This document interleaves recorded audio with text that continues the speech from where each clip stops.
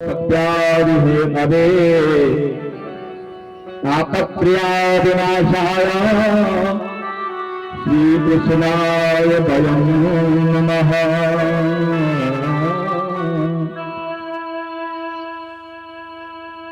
तो कल हम और आपने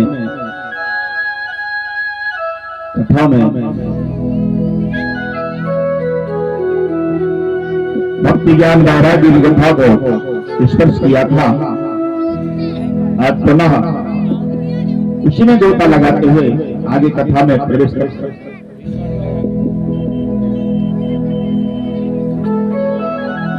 अभक्तांश विद्यां नादो कथामृतम् श्रीमद् भागवते वार्ता स्वरानामपि दुर्लभा। इस रास्ते को खोले रहना, रास्ता खोले रहना। आप लोग सामने आ जाएं, यहाँ सामने आ जाइए।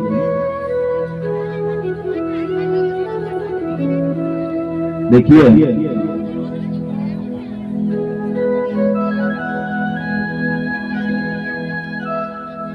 ये कथा आप लोगों के सामने विराजमान है। सुखदेव जी कल मैंने रात में संक्षिप्त कथा बताई थी। सुखदेव जी महाराज परीक्षित को कथा का रसा सेवन करा रहे गंगा किनारे आनंद तट पर,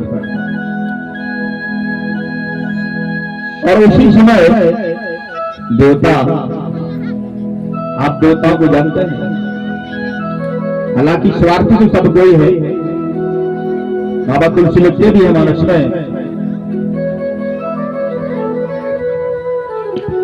ईश्वर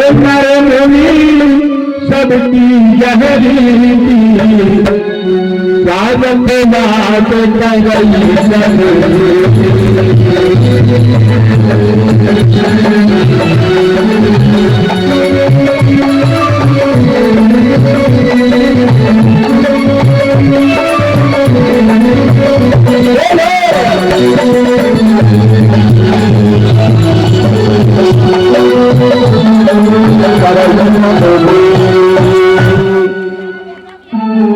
स्वागत लाग करही सब प्रीति।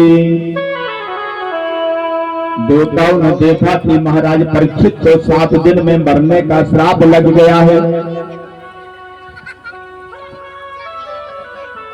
और महाराज सुखदेव जी भागवत रूपी अमृत परीक्षित को पिला रहे हैं। उन्होंने चतुरता देखी, एक चतुरता दिखाई अपनी, और बोले ऐसा करो, एक अमृत का कलश लेकर चलो, बदले में अपन कथामृत ले आएंगे तो ये अमृत उनको दे आएंगे। सुखदेव जी के पास जैसे ही पहुंचे, उन्होंने कहा महाराज यदि परीक्षित जी को मरने का भय है तो अमृत कथा पिला दो। राम राम, ये अमृत ले आए हम लोग स्वर्ग से, ये अमृत पिला दो है, मरने का भय दूर हो जाएगा, कभी नहीं मरेंगे। और इसके बदले में एवं विनिमय जाता सुधा राजा प्रत्ययता, विनिमय कर लो, अदला बदली कर लो। अमृत हम दे रहे स्वर्ग का, हमें अब कथामृत दे दो। सुखदेव जी ने उन्हें डांट फटकार के भगा दिया, अरे छलियाओ, हम जानते हैं तुमको कितने स्वार्थी हो, तुम्हें जरूरत पड़ी यदि कभी असुरों से जब नहीं जीते तो महाराज दधीच को तुमने प्रशंसा करके उनकी अस्थियां ले आए, जीवित में दारू से चटवाया हाथ रक्त और मांस से दधीच महाराज ने और दान में दे दिया। बोले इनके 3 बजे बना लो, जिनसे असुरों का विनाश हो जाएगा। हम तुम्हें जानते हैं तुम कितने स्वार्थी हो, जाओ। और ये कहा तुम्हारा स्वर्ग का अमृत, एक कांच का टुकड़ा, और कहा एक भागवत एक मणि, इससे कैसे तुलना हो सकती है? क्या कभी कांच से और मणि से तुलना की जा सकती है? चमक तो जरूर है, पर परखने की जरूरत है। परखा जाता है, और परखता कौन है? परखता कौन है? कांच को और मणि को। हम सोना और पीतल को जल्दी नहीं समझ पाएंगे, और सोनार समझ लेगा ये पीतल है, सोना है। और जो मणि का पारखी होता है वह परख लेगा कि मणि है या कांच है। बाबा तुलसी लिखते हैं अपने आप को कि मैं मानस को, मैं भगवान कथा तो ऐसे नहीं जानता जैसे कोई सोनो सनो कहीं जाते न कैसे, सोनो सनो कहीं जाए न कैसे, सात बड़े के मन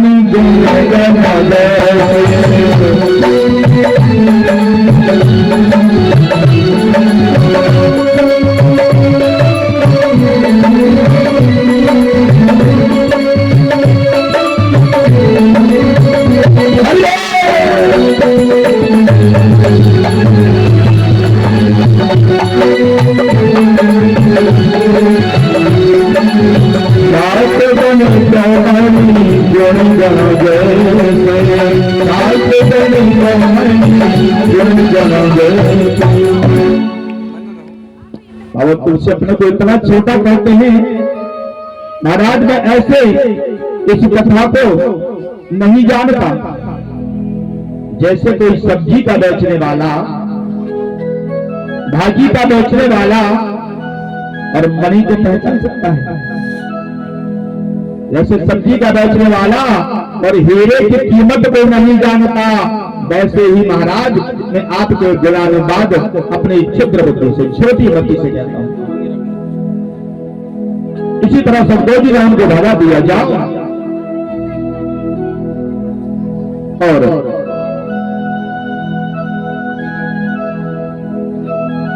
नारद और सनत कुमारों का यहां प्रसंग आता है। सनत कुमारों से नारद जी ने कहा महाराज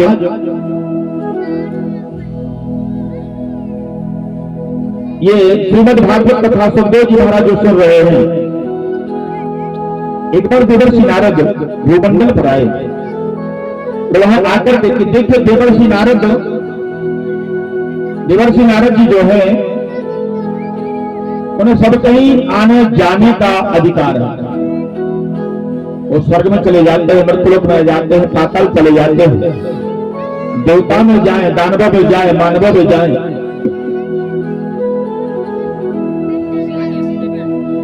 तो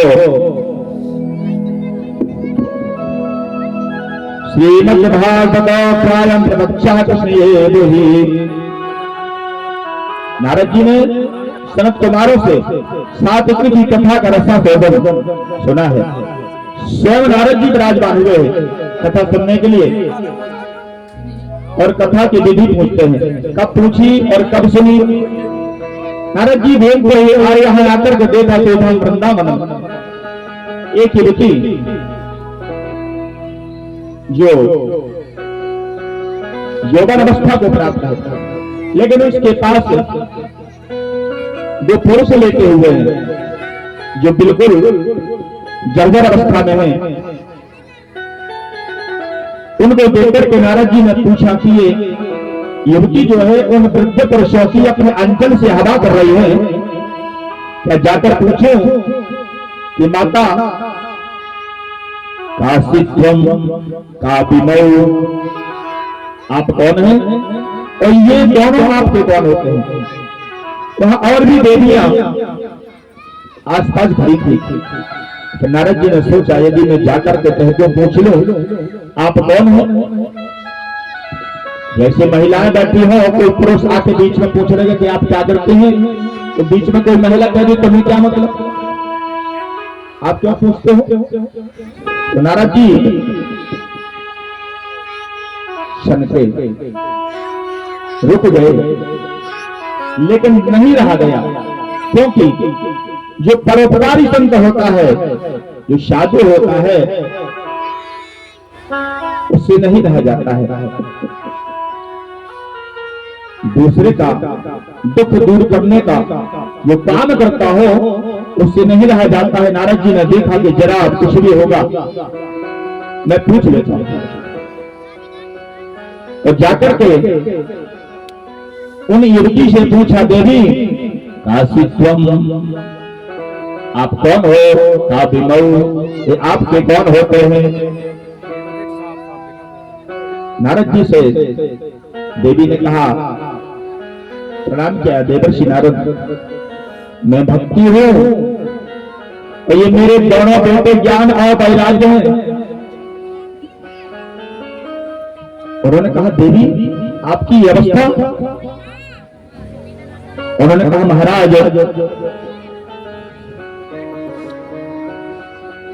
मैं समस्त पूरे देश में घूम करके आई हूं, और जैसे वृंदावन में आई तो मैं जवान हो गई, मेरे बेटे बूढ़े हो गए। आप अनुभव करिए, किसी की माता जवान हो और बेटा बूढ़े हो जाए, कितना कष्ट होगा उस माता को। इसलिए मैं दुखी हूं।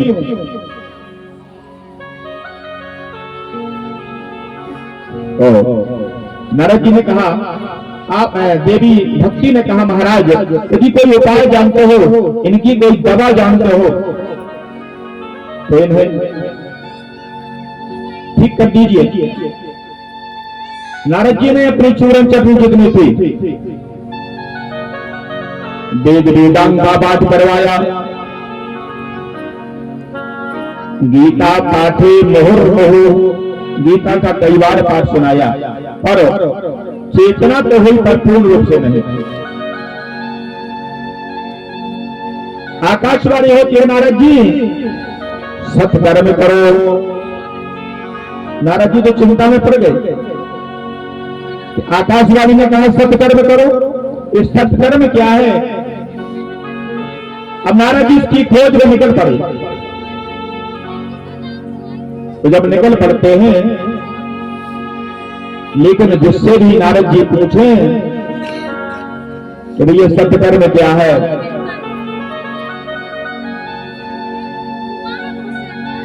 बड़े बड़े मनीषी तपस्वी जपी तपी सन्यासी और से लोग जपी तपी सन्यासी मौन हो जाते थे। एक बार नारद जी तो पहुंच गए एक ब्रह्मचारियों के आश्रम में। उन्होंने देखा, रे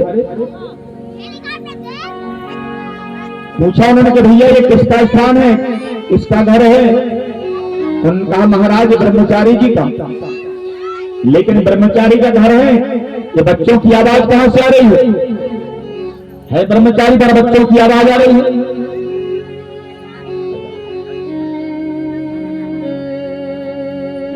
बच्चों की आवाज आ रही है। और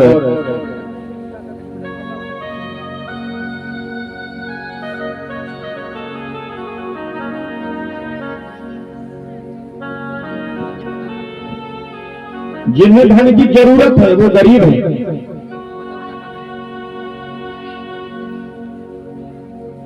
बाबा लिखते हैं, तपसी धनवंत दरिद्र रही, तो कलिको तुतात न जात कही। ये कलयुग का प्रभाव है, ये कली का प्रभाव है। जिन्हें वन में तपस्वियों को रहना चाहिए, उनके पास धन का ढेर लगा है। तपसी धनवंत और दरिद्र ग्रही, जो गृहस्थ आश्रम में वह बेचारा गरीब हो गया। कली का प्रभाव, कलयुग का प्रभाव है। और नारद जी घूमते हुए चले जाते हैं,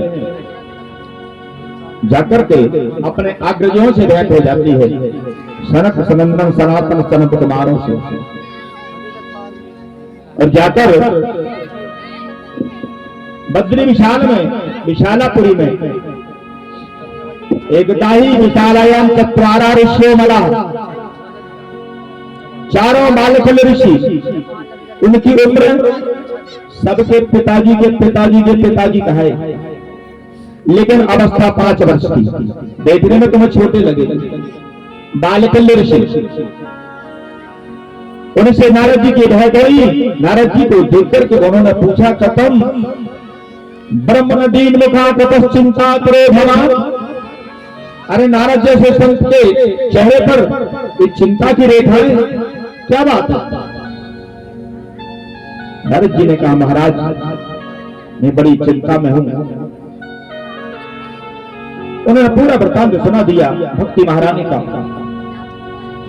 और बोले मैं इस खोज में घूम रहा हूं। आकाशवाणी ने कहा है ज्ञान और वैराग्य को चेतना देने के लिए सत्कर्म करिए। और सत्कर्म क्या है? सनातन ऋषियों ने कहा, सनातन सनत कुमार ने, देवर्षि कहीं भटकने की जरूरत नहीं है। श्रीमद् भागवतालापा, इन्हें श्रीमद् भागवत कथा श्रवण कराओ। तत्काल वही गंगा किनारे जो नारद जी 2 घड़ी से ज्यादा टाइम ठहर नहीं सकते, उन नारद जी को सनातन चारों भाइयों ने एक बालू का सुंदर एक चबूतरा बनाया, उस पर चारों भाई बालक बैठ गए, तो नारद जी को श्रोता बनाया। 2 घड़ी से कभी ज्यादा नहीं टिकते, और वो श्रोता बन के बैठ गए। किसके लिए? दूसरे की कष्ट की निवृत्ति के लिए, दूसरे का कष्ट दूर करने के लिए। आप लोग वहां खड़े हो, सामने बैठ जाओ, आ जाओ सब लोग।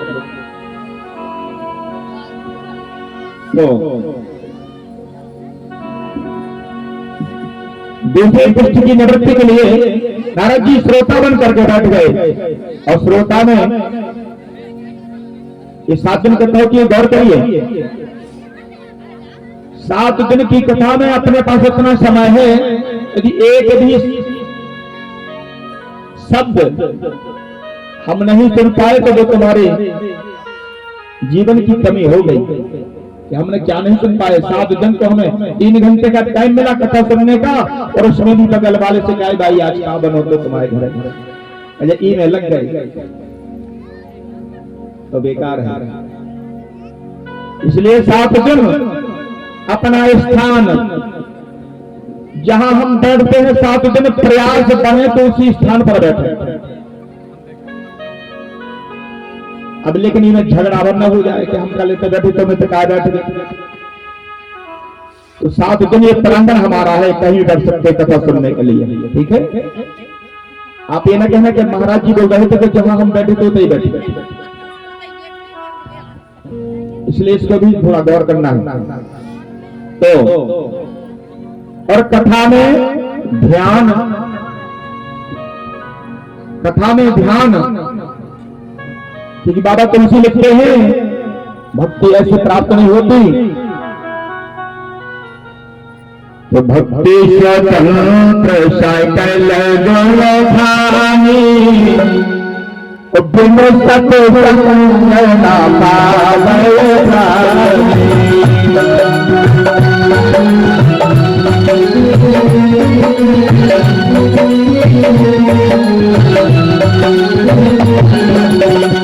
भक्ति स्वतंत्र सकल गुणधानी, बिनु सत्संग न पावै प्राणी।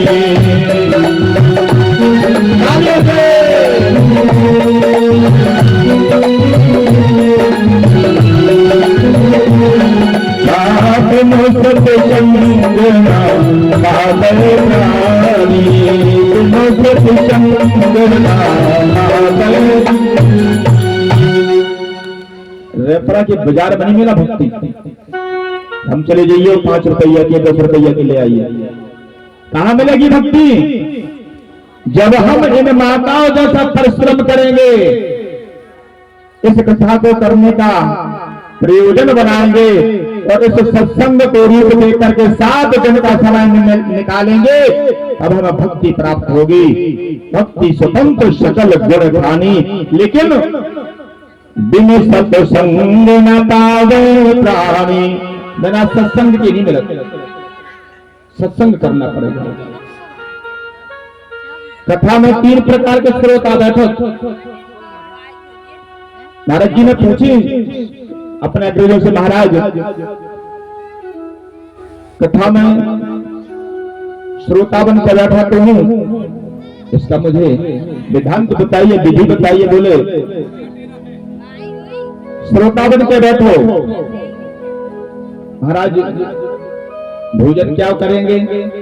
बोले कथा में लिखा तो है कि 7 दिन निराहार रहो, लेकिन अब ना हम वो परीक्षित है, ना वो व्यास है, ना वो सुखदेव है,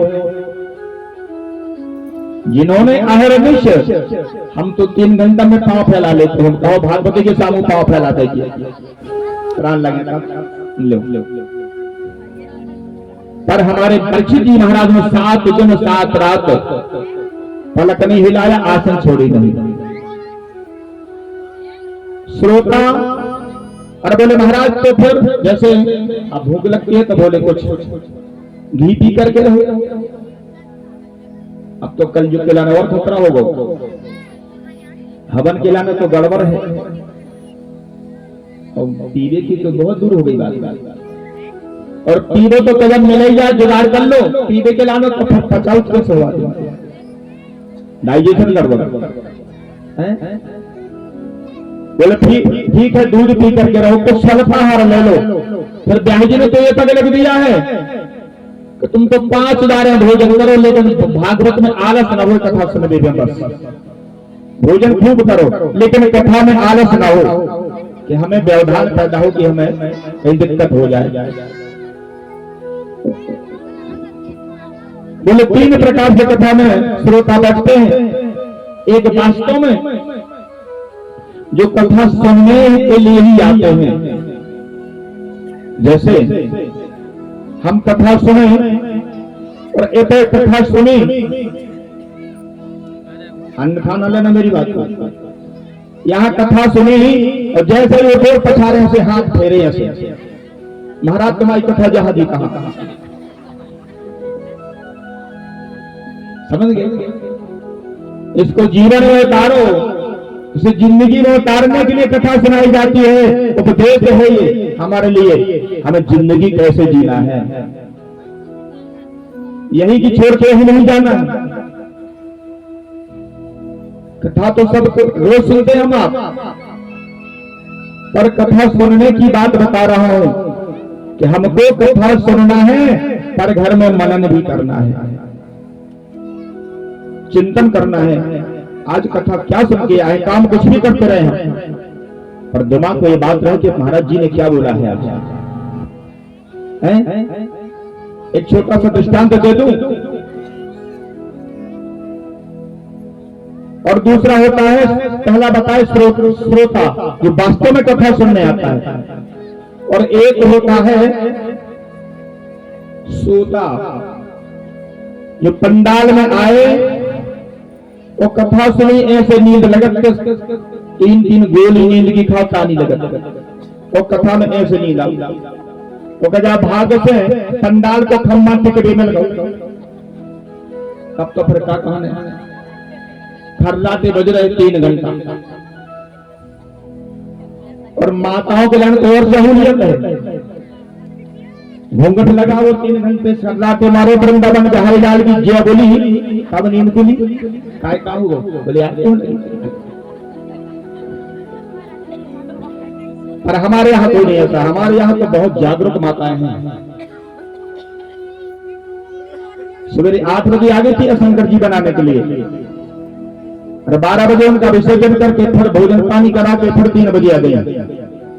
इतनी लगन हमारे बच्चों में, हमारे भाइयों में इतनी लगन है कथा में। पूरा 7 दिन अभी हो गए शुरुआत, तैयारी करते करते 7 दिन अभी और रहेंगे, आलस नहीं उनको। अच्छा, कितने श्रोता हो गए? एक श्रोता, एक श्रोता और एक और हो, बता दीजिए, एक और श्रोता, सरोता। ना तुम्हें कथा ना खुदा ही सुने, ना बगल वाले के सुनंदे है। गुरु महाराज तो ठीक है, आपका का बात सफेद हो गया, मंच तो बहुत अच्छे बनो पर तुम्हें ऊंचो हो काया बगल में इशारों करे तुम, मगर खुदा ही सुने ना तुम्हें सुनंदे। तो ये क्या है? सरोता। बोलो तो। लेकिन हमारे यहाँ सब लोग सुनने बैठे हैं, ये पक्की बात है। इस प्रकार नारद जी कथा सुनने के लिए बैठ गए, भक्ति माता का आवाहन किया, आओ भक्ति माता, और ज्ञान और वैराग्य का आवाहन किया। ज्ञान और वैराग्य आकर के भगवत कथा सुनने लगे हरिद्वार में, जहां हरि का द्वार भगवान राजवान है, वहां कथा का आयोजन हुआ। भक्ति महारानी अपने दोनों बेटों को लेकर के ज्ञान और वैराग्य को वहां पहुंच गई है और 7 दिन कथा सुनी। और जैसे कथा पूर्ण हुई, दोनों बेटे उनके भक्ति और राम राम ज्ञान और वैराग्य चेतना को प्राप्त हो गई, युवावस्था को प्राप्त हो गई। ये हमारी कथा का सार है, ये हमारे महात्मा कथा का।